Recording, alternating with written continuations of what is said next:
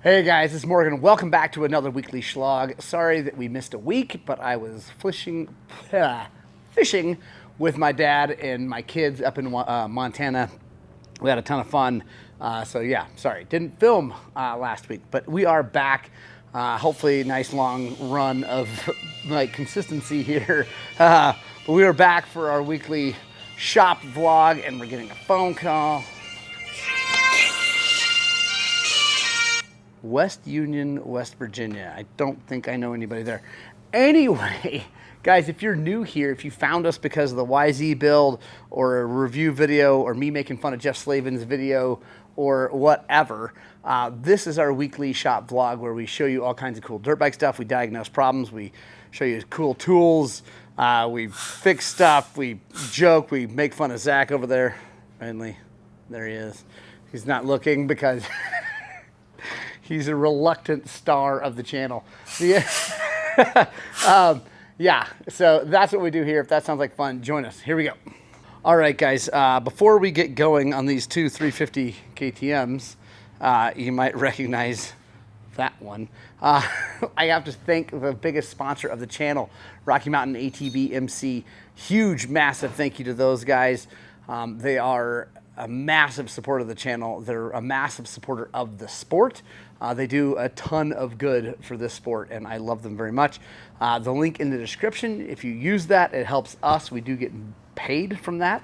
It also helps you because it doesn't change any of your normal Rocky Mountain benefits. You still get free freight, you get your Rocky Mountain cash, you get the discounts that they normally have, all that good stuff. Guys, if you want to always use our link and make sure it works, you can't bookmark that link. Once you click on it, if you bookmark that, it will work for like 2 weeks. It holds onto the cookie for like 14 days, but then after that, it goes away. So what you need to do is bookmark our website, www.highland-cycles.com. When you go to that, the first thing you see, the home page, the landing page, is a picture of our Rocky Mountain landing page. Then you click on that, it will go to Rocky Mountain for real. It'll be our landing page. You guys can then shop or whatever. Also, quick note on that landing page, you don't have to buy the stuff that's on that landing page. That's just our recommendations, things that I like from them. But you can then go search whatever from there. That just gets you into our link and gives us credit for it. So anyway, enough of that. Let's get after it. This is the 2012 350 SXF that has been like bothering me deeply. The customer replaced the stator with a Chinese one and pickup coil and all that stuff. He replaced the coil, ignition coil, all the stuff, and it still won't spark. So I figured, well, it was a Chinese pickup coil. I tested the pickup coil. It was bad. You would run it and the peak voltage was only like 0.3 volts or something like that, and it ought to be at least 1 or 2 volts. So I was like, oh, okay, there we go. There's our problem. So I ordered a new just pickup coil from Ricky Stator. They sell those. And got that. I wired it in, you can see, and I hit the button. Oh, actually, excuse me. I took it apart. Let me show you. And when I took the cover off, I found this. There we go. So you can see that had been hitting, or the flywheel had been hitting this pickup coil. So I was like, oh, well, there's our problem.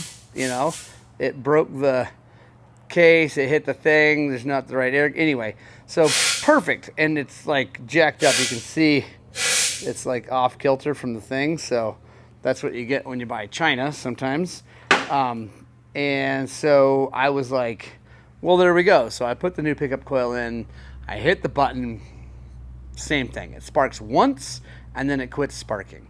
So I am at a loss right now. I'm struggling because everything else, I replaced the regulator rectifier, which can actually have problems with the spark. So that's brand new OEM.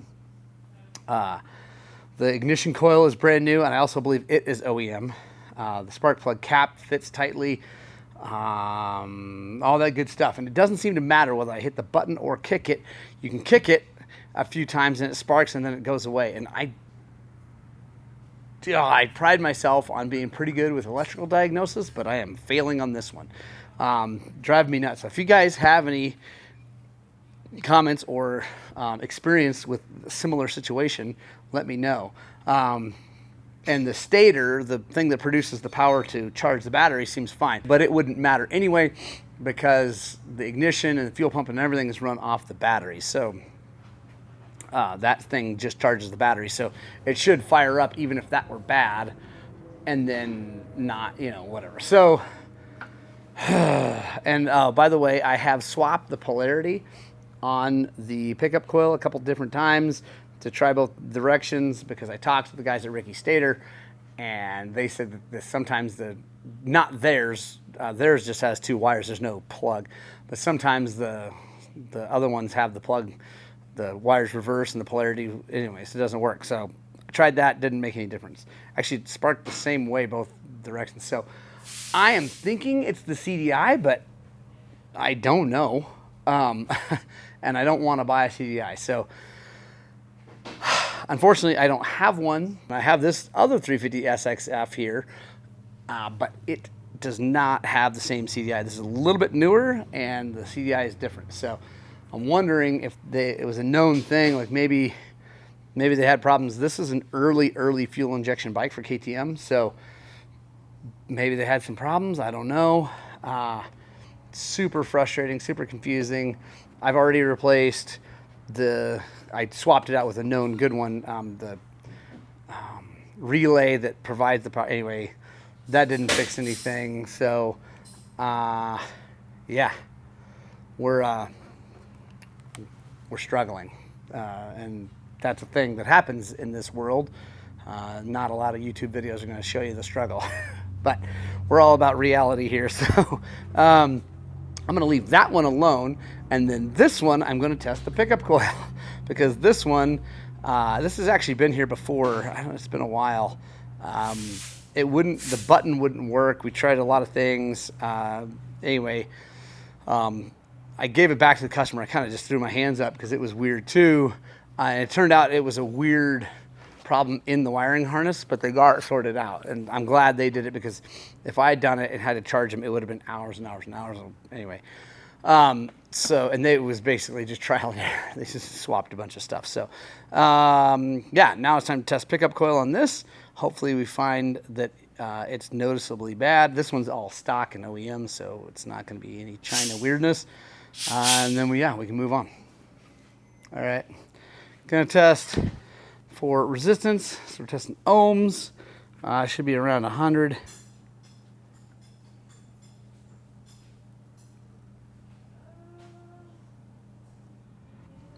And nothing. Like no continuity whatsoever yet.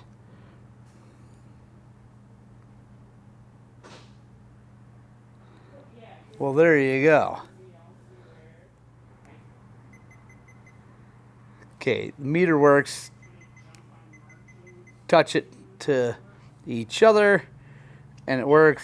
So, and I'm definitely touching the metal. I'm gonna get one of those coming from Ricky Stator again. I'm leaving that one in there. So that was easy. Also surprising that it was that easy. That pickup coil has no continuity whatsoever. So whether it's in the wires or on the pickup coil itself, I don't know yet. It could definitely be the harness going down in there. I'm just looking to make sure there's nothing obvious. There's no like obvious pinches or anything like that. So I'm assuming it's the coil itself that has failed or broken down or whatever. If not, it's the wires, but we'll get a new coil coming. They're not that much, like 40 or 50 bucks from Ricky Stator. We'll get that coming, so when we pull it apart, if the coil is bad, we can just replace it. If it's not, if it's just the wires, then we can fix the wires and we can keep the coil here in stock. But we'll get that sucker on its way, which makes me, I just don't know what's going on with that one. That is so weird. All right, guys. So I talked to the owner of the devil bike, we're going to call it. And I looked into it. You can still get a stator, but KTM doesn't actually make them anymore. There's a couple, Rocky Mountain has a couple OEM stators left. But that's interesting that KTM doesn't build a 2012 stator anymore. That's really weird. That would come with the Pulsar coil and everything. And I just don't know if that's going to fix it, because that Pulsar coil is brand new from Ricky Stator. The resistance tests good. It just doesn't show. So I don't know what's going on. Anyway, he's going to talk. It's his girlfriend's bike. He's going to talk to his girlfriend, see what they want to do. The only other option would be like the CDI. I can't think of anything else. Or maybe the flywheel losing magnetism, but like usually that's the inside of the flywheel where it turns around the stator. I've never seen one have a problem with the magnetism on the outside for the Pulsar bump. Anyway, I don't know. Stay tuned. We'll let you know what's going on there. But I got to take a break from struggling with that. And I do have a Pulsar coming for that guy. And that one I feel very confident about, since it tests for offline, like no continuity at all from the Pulsar. So I feel good about that one. But while we are waiting on parts and struggling to figure out things, we are going to do something we know we can do. We have this shock from a brand new 2024, I believe, YZ250FX, owned by our very good friend Ian Leeming of Enduro Ranch. By the way, guys, if you are interested in coming out and being guided around this area, like an actual guide, Enduro Ranch is the way to go. I will put Ian's number in the link description below. Ian is their Western Slope guy. They are based out of the Front Range, but they have a Western Slope presence with Ian, and he has a permit to guide Taylor Park, Gunny, Sargent's, here, the Plateau, the desert here. Anyway, really cool setup. They're amazing. He's also a brilliant coach. He helped Cody Webb with his clinic. Doing some of the coaching. The guy's amazing. So anyway, we're lowering his bike because he's got short little legs. So we're using the Zeta lowering kit. We're doing it the super easy way. So what we're going to do is we're going to take our nitrogen needle and we're going to put it in here, let the nitrogen out. Then we're going to, I'll show you, we're going to take this seal head, push it down, put that in, and put it all back together.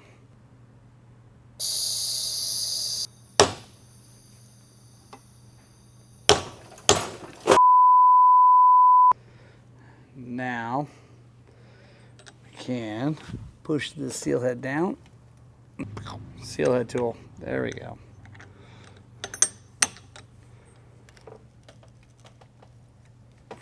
There we go.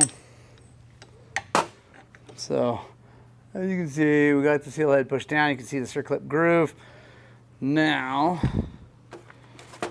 take our low down outer kit. This is what it's called from Zeta.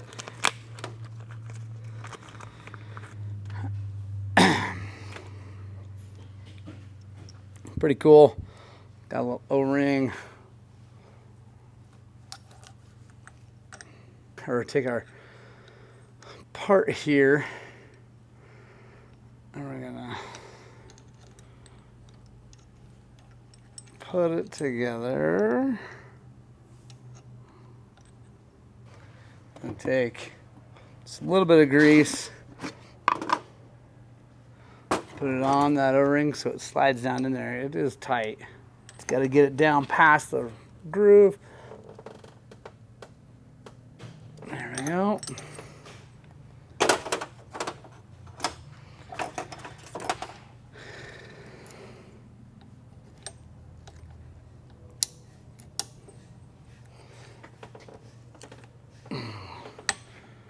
Right now,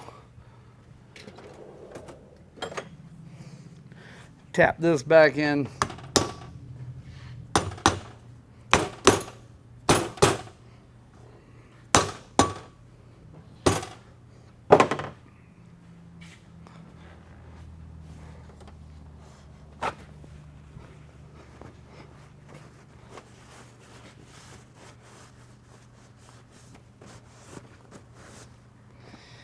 Take it over to the nitrogen bottle. I'm going to put 150 psi in here. I'll be back over and put the spring on.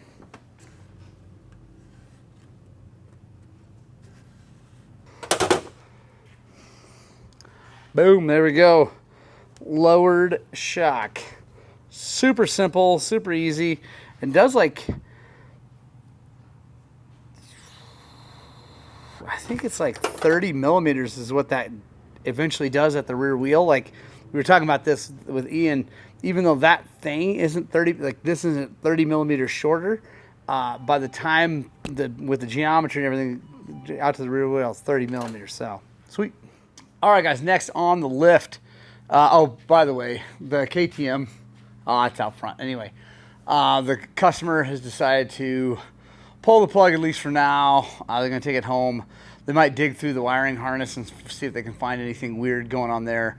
I looked at cursorily, on a cursory look, I don't know, not that closely, and couldn't find any like pinches or things from the outside. Now there might still be something wrong on the inside, but I did not go deep.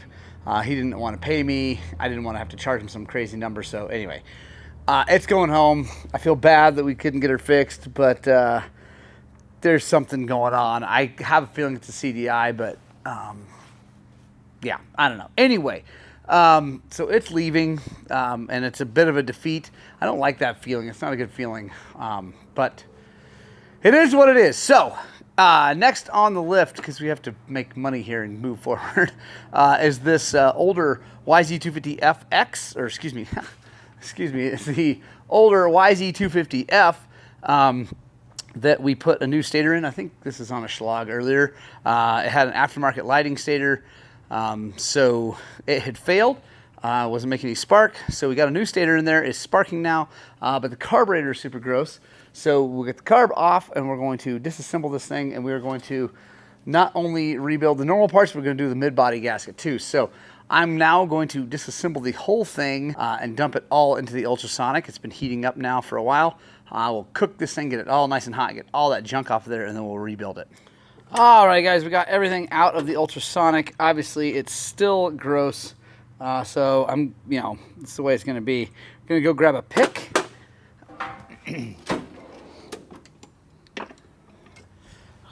Quick plug for Tusk stuff, guys. Honestly, picks are one of those things. I've bought expensive ones, I've bought cheap ones. They all seem to last about the same. The nice ones tend to be a little bit stronger, but not really strong enough because they end up tearing them up. So I buy these. I think they're $4 for a set, Rocky Mountain ATV. So if you use our link, you can go down there, buy a set of these picks, use them, abuse them, buy another set. Like I said, I've bought Snap-on, I've bought Matco. None of them last. So I just go with the cheap ones. So we're getting there. So this thing, see, it's got a bunch of just gunk, so might run that back through the ultrasonic. Actually, probably take it to the parts washer real fast, get some of that stuff out. That's all off.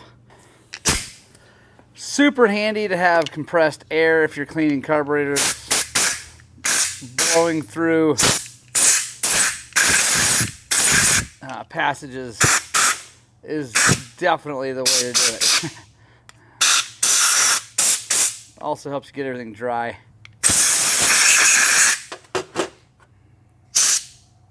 All right, back.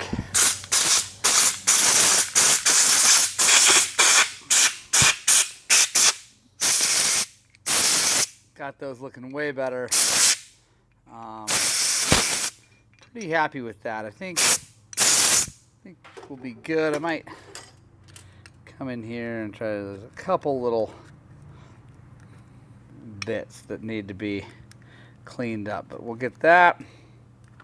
Now I am going to reassemble the mid body first, and that seems to me to be the easiest way to go about things. Get all this old stuff in the trash and out of the way.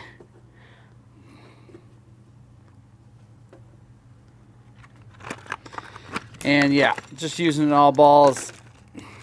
They actually work great for this stuff. It's also nice they do come with a tool for taking it apart. They got the little safety torques on there, so I'm gonna save that so I can just have that extra in my stuff. Dump this out.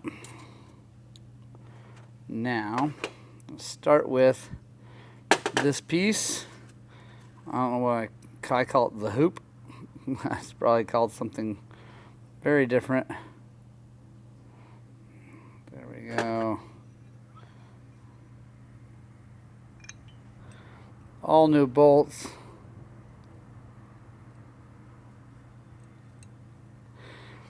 Bears repeating, if you got multiple bolts going into something, don't tighten any of them down until you get them all started. So there's only 2 here, but we got them both started.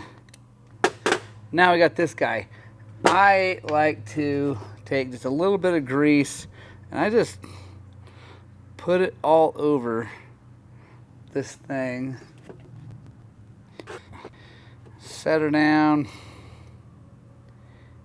And that grease, there's not any on it. There's not enough on it to like have any globs, but there's enough on it to make it stay in its home. Go. Nice. Now these new ones they send are Allen's. Pretty straightforward, guys. On the jets, do make sure that you blow them out. I have a kit here. I have a full rebuild kit. I'll show you that here in a second. But because this thing is from here and it was running good, it's been a while now, but it was running good a while back, I probably won't use the jets in the kit because they are going to be sea level jets. So you don't want those.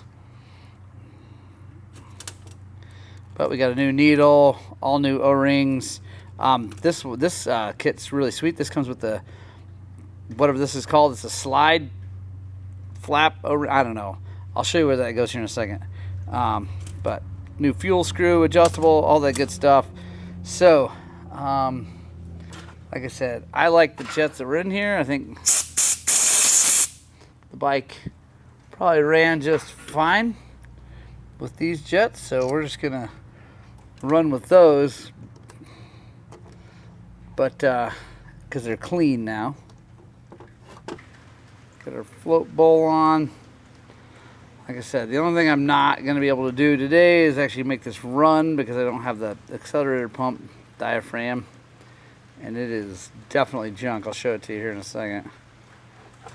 Alright, these come with new fuel screw, but also all the packing. So the spring, and we got the washer and O-ring in here.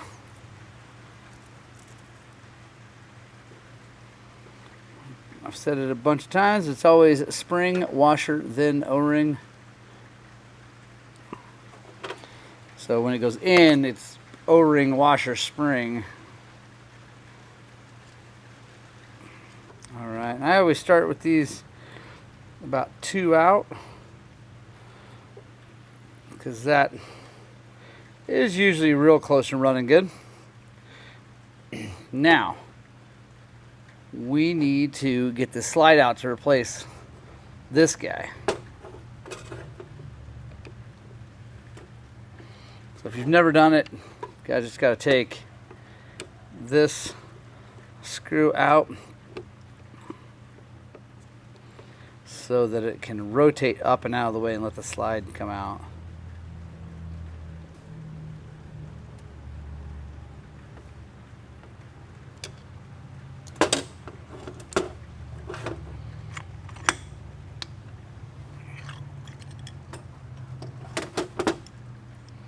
Alright guys, and when you do this, make sure you remember which way things go.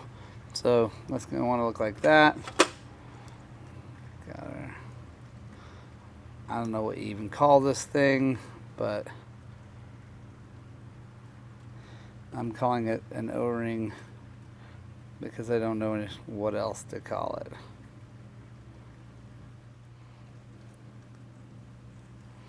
There we go. That back on.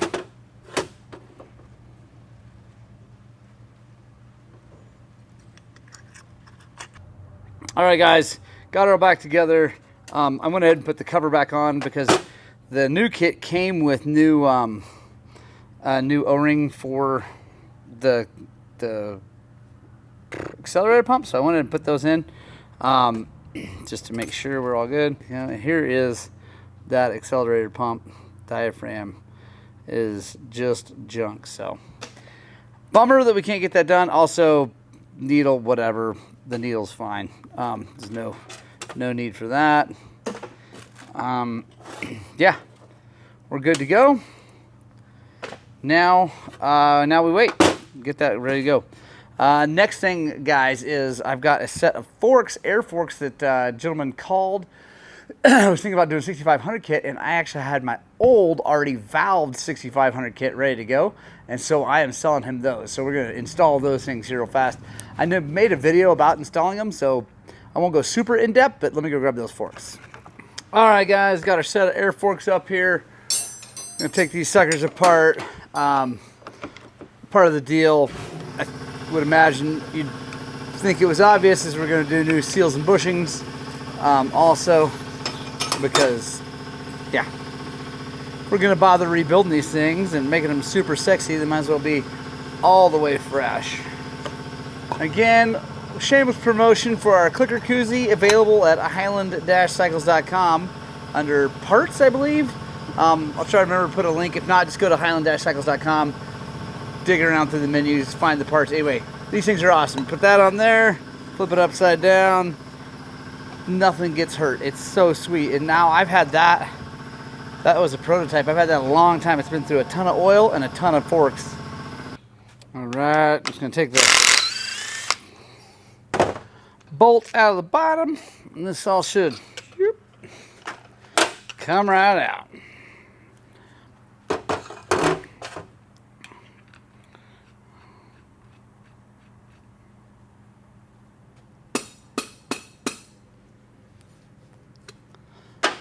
All right, guys, this is the air spring, so we're just going to set it out of the way. We're going to obviously send this back to him so he can have them.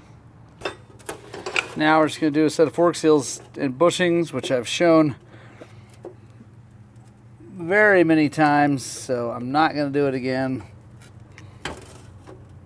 I'll be right back. All right, guys, got our 6500s here. Like I said, these are used, but not too terribly much. Probably had them for, I don't know, 30, 40 hours before I switched over to some spheres. So they are in very good shape. I am going to service them though, because I honestly can't remember the last time I did that. But this is how they work. This drops down into here.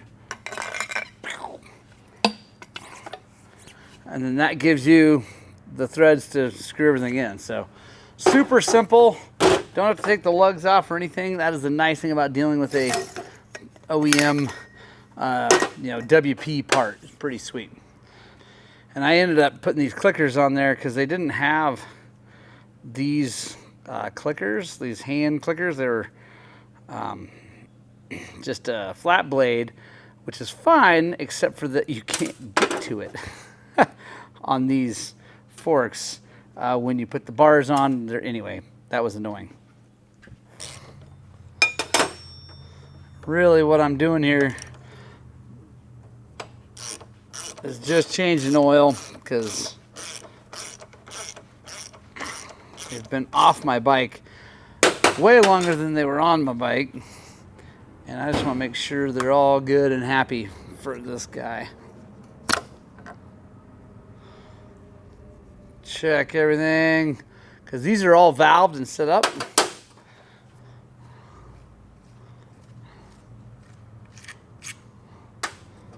I'll check our mid-speed valve.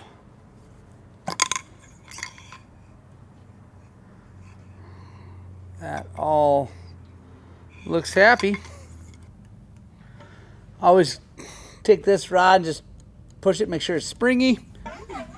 I like it. Everything seems just right.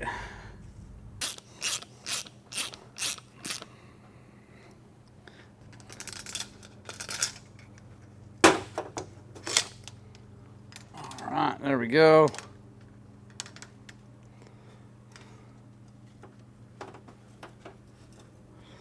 So these are 4/8, and they got to be 485 millimeters long. Otherwise, yeah, they're not long enough. It's kind of a longer spring.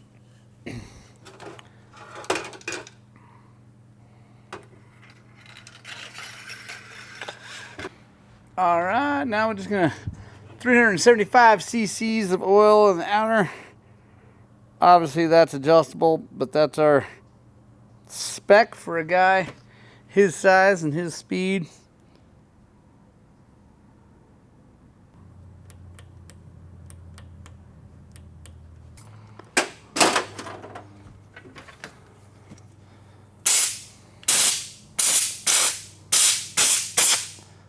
All right, guys, that's going to be the end of the week, the end of the Shlog. Got that carburetor all back together like I showed you. Waiting on the accelerator pump parts. It's Saturday. I got those forks done, all packaged up, ready to go back to him. And I got a big week coming next week because Zach and Leander are not going to be here next week. So I got lots and lots to do for that. But so I'm going to kind of honestly relax a little bit the rest of today and just clean things up and take care of a bunch of little dumb stuff that I haven't been getting done so that I'm ready to rock for next week. Anyway, if you're new here and you just watched all the way to the end of this thing, consider hitting the subscribe button. It does mean a lot to us. It really helps us out a ton. Trying to get to that 100,000 subscriber mark. We got a long way to go, but we're doing it. We're making it. So I'm super happy about that. Thank you to all of you who have subscribed. Also, if you enjoyed this video, hit the thumbs up. That's a big one. And then if you like this whole channel, tell a friend. Share this channel with your friends. Let's blow this thing up. We're trying to spread what we call the gospel of two wheels, because here at Highland Cycles, we believe that dirt bikers are just better people than everybody else, so we need more dirt bikers in the world.